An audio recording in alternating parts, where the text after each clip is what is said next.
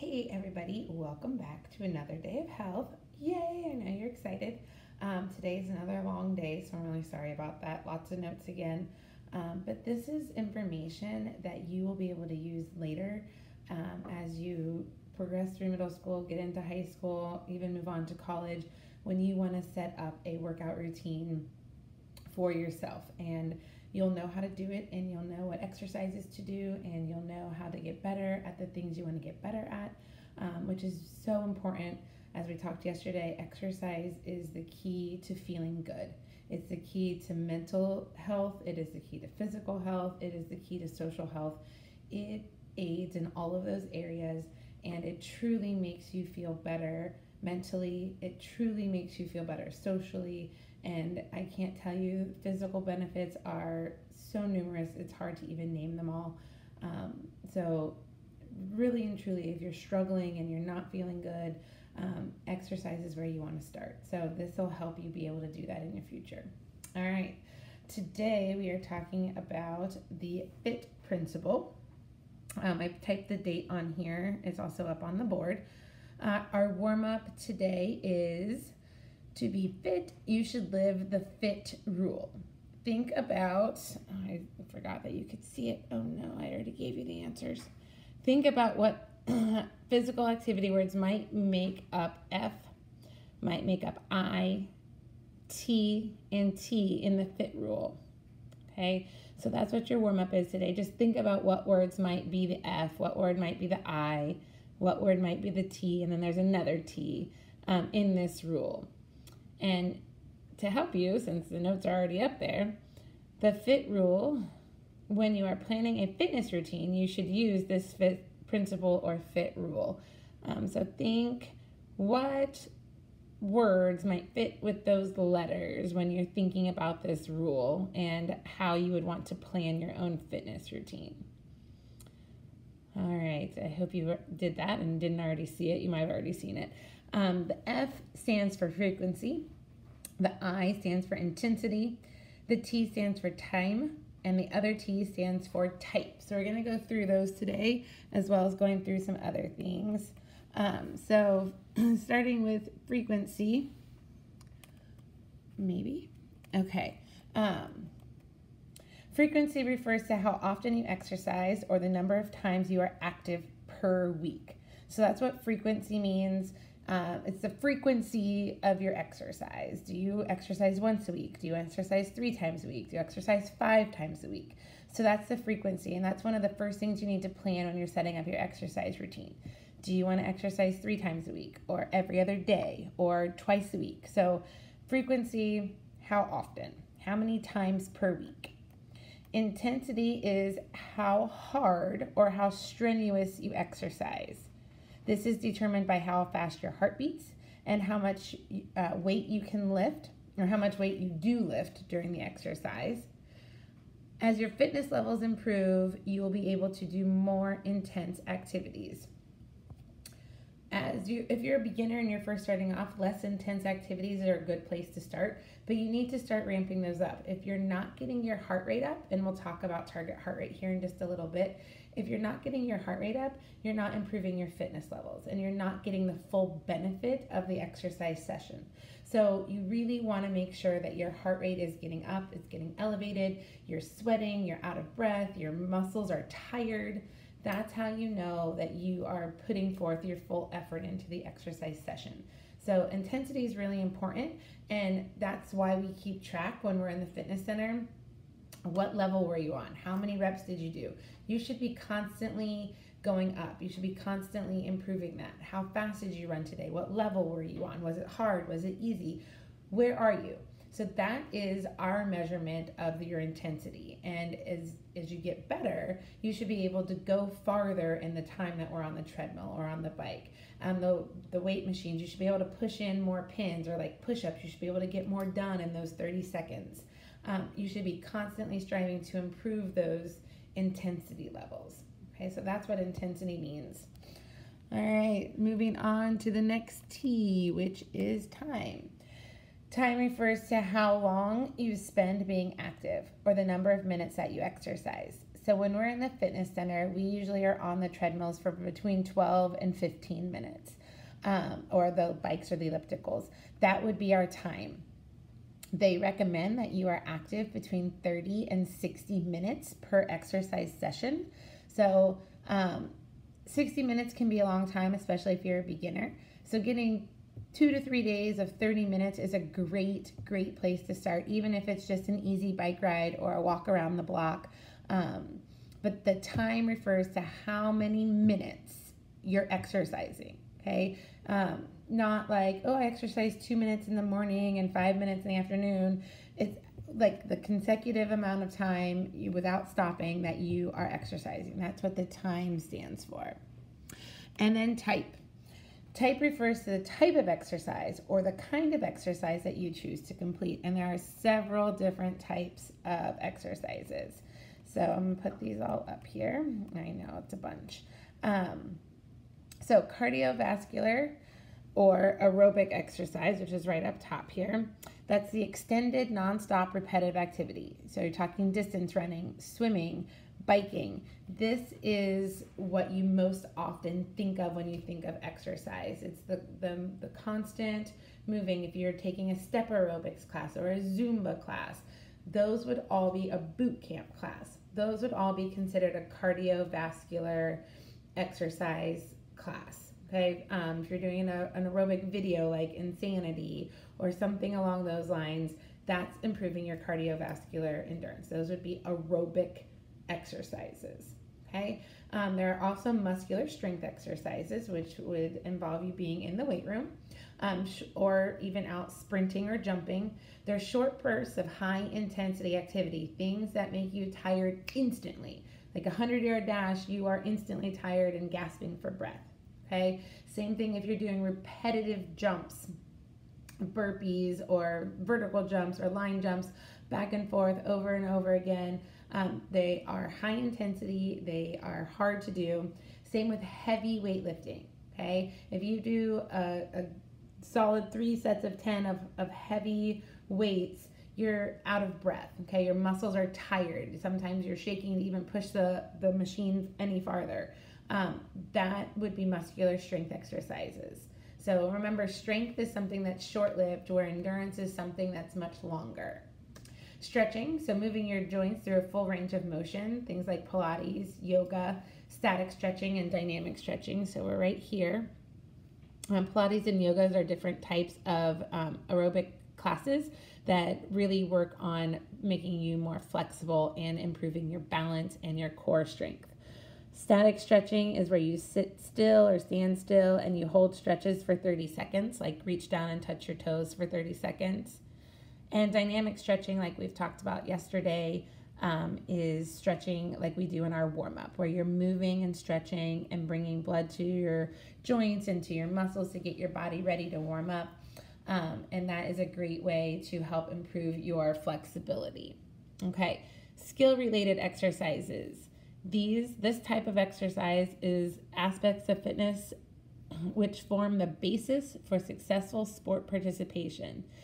This is often incorporated into a sport practice. So this type of exercise is done usually when you're going to a basketball practice, a softball practice, a football practice, whatever it might be. You're getting the skill-related exercise in during this time. There are 6 skill-related things that come with this exercise. So you have speed, which is the ability to move quickly from one point to another. Agility, the ability of the body to change directions quickly. Balance, the ability to maintain an upright posture while standing still. And this you might be able to balance on 2 feet, but there's balancing on your hands, there's balancing on 1 foot, there's balancing while performing other skills like trying to catch a ball. So balance comes in all different shapes and sizes. Even though it just says maintain an upright position, it just means that you're not falling over throughout your sport movement. It means that you're able to maintain standing up without crashing to the ground while you're trying to catch a ball or do something along those lines. Coordination is the integration of hand or foot movements with the input of your senses. So they talk about hand-eye or foot-eye coordination. So it's like, how fast can your hands or your feet move based on what you're seeing? And it can be any of your senses, with what you're hearing, with what you're sensing around you, with what you're feeling, okay? So coordination is the ability to be able to move your hands and feet quickly based on the input of the stuff that's coming in around you. Your reaction time is the amount of time it takes to get moving or react to something coming your way. So people yell heads up and they throw a ball at your head. Can you turn and catch it? Okay, that's reaction time. Or you see a play developing in one area, how quickly can you react and get over there to play defense, or get over there to be an open person on the court for someone to throw the ball to, okay?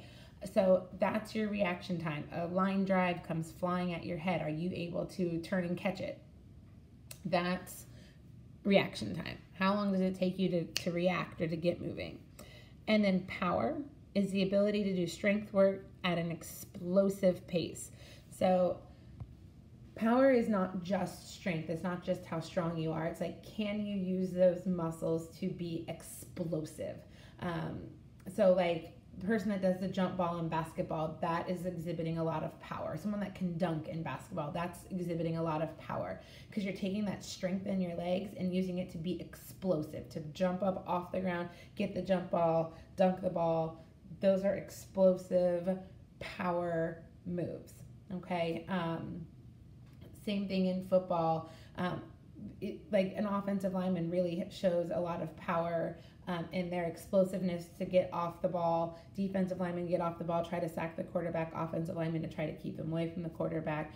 Same thing with hitting a home run in baseball. That's an explosive power movement. You are taking that swing and all of that power in that explosive movement to hit a home run. So that's what power is. It's not just sheer strength. It's being able to take those moves and put them into like an explosive situation. So those are skill related, and those are the things that you would be concentrating on mostly during sports practices, which is where most of you are getting your exercise right now. Most of you that are exercising, you're doing it through a sports practice. But these others are going to be super important as you get older and as you try to maintain fitness levels. And if you're not doing any of these skill related sports, if you're not playing any sports or doing any of these things, these are super important when you're going in to determine what type of exercise you like to do or type of exercise you want to do. Okay. All right. Before you even do the FITT principle, you have to have a warm-up, which I just flew by. There we go. So you have to have a warm-up in your routine. The warm-up is what you do at the beginning of a workout to get your blood and oxygen flowing to your muscles and raise your body temperature. It's what gets you ready to work out. That's why it's called a warm-up. Get your body warmed up, get it ready to go, okay? After you warm up, you'll do your type of exercise that you chose, whatever it is that you're looking for in your program. You'll pick one of those and you will do that type of exercise for the amount of time that you decided on. Then at the end, you will cool down. And the cool down is what you do at the end of the workout to bring your heart rate back to normal. And when you exercise, your muscles build up something called lactic acid. And the lactic acid in your muscles is what makes your muscles feel tight and sore. So when you do a cool down, you're kind of helping to break up some of that lactic acid that's built up in your muscles and helping it be reabsorbed into your bloodstream and not sit in your muscles, because that sitting there in your muscles is what makes you feel sore the next day. And even though you're sore the next day, it's important that you move a little bit, and that will help break up that lactic acid and make it so that you're not quite as sore. The more you move, the better you will feel. Okay, so I know that exercise can be difficult sometimes because it does make you tired and it can make you sore and you're like, this is miserable, why would anyone want to do it? First of all, those things go away. You become less tired and you are less sore the more fit you become and the higher the level of intensity that you can push yourself to, okay? And there's so many other benefits, like you really do feel good. Like they talk about something called a runner's high because it releases so many endorphins in your body and in your brain when you're running, and when you're done, you just are like, oh, that was awesome and I feel great about myself. So stop looking at exercise like it's awful and like it's like painful. Find what you like. That's what this principle is for. Find the frequency, the number of times a week that works for you. Maybe it's once a week, maybe it's twice a week, maybe it's 6 days a week. Okay? Find the intensity that you can start at and then build upon. Find the time frame that works for you right now. Maybe it's 20 minutes. Okay? Maybe it is 60 minutes. Maybe you want to go out and play basketball for 60 minutes. Okay? That's great. And then find the type of exercise that you really enjoy. Is it running? Is it a sport? Is it just walking through your neighborhood? Figure out what type of exercise is going to work for you, okay? Find your enjoyment in your exercise, and that's what this principle is kind of all about. Once you figure all those out, you add your warm-up, and you add your cool-down, and you're set, you're ready to go, okay? When you're exercising, it's super important that you figure out your target heart rate. The target heart rate is the range that your heart should be beating during exercise. So the number of beats per minute during exercise for maximum cardiorespiratory endurance. If your heart rate does not get up into this target heart rate zone, you're not making your heart any stronger. Yes, you're reaping some of the other benefits of exercise. Yes, you're burning calories. It doesn't mean the exercise is completely worthless. It just means that you're not really improving the strength of your heart and your lungs if you're not getting yourself into this target heart rate zone. So you do have to push yourself to feel a little bit uncomfortable sometimes when you're exercising. Okay, our